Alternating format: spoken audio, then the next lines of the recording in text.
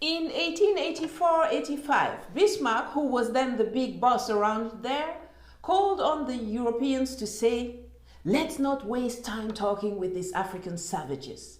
We are going to conquer them, grab their lands and resources, and civilize them." That is how they agreed on a set of rules during the Berlin Conference, also known as the West Africa Conference. And by mutual agreement, they jointly came down on us to carve up our territories and butcher us. After World War II, they once again divided the world among themselves.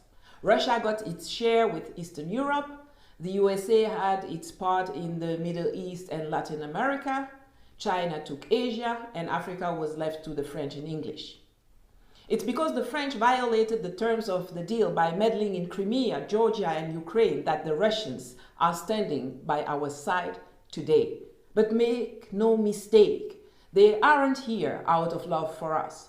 They are here for their own interests and also to punish France for stepping on their toes. You do me, I do you. What you do at my place, I'll do at yours, except that in this case, it's actually at our place, our motherland. Today, France is trying to rally all Europeans around the reconquest of the African continent. In the paradigm underlying this aggression, our patriot African leaders don't matter.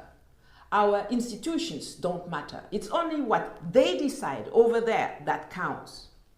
They are certain that there will always be local accomplices, local puppets on the ground, like the ECOWAS or the African Union sellout leadership, to ensure their orders are executed. But while these may be true for some African leaders, it's no longer the case for the African people. The French have not evolved.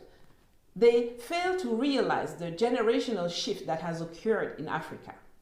The post-independence era with the likes of Senghor or Houphouët, who swore allegiance to French domination, is over. The ones who followed, who studied in France, the UK or the US and only felt truly African when following instructions from the Élysée Palace, the Quai d'Orsay, the White House or Downing Street, are becoming the minority. Today we are facing a new generation of Africans who do not accept to be told that they are not at home when they go to France or Europe. And when they are in Africa or return here, they also encounter French people who say, "We decide what happens in your country and our interests come first." This new generation of Africans, whether in civilian clothes or in military uniforms, no longer accepts this. It's over. Africa belongs to Africans, and we are going to ensure that they get this message perfectly straight by any means necessary.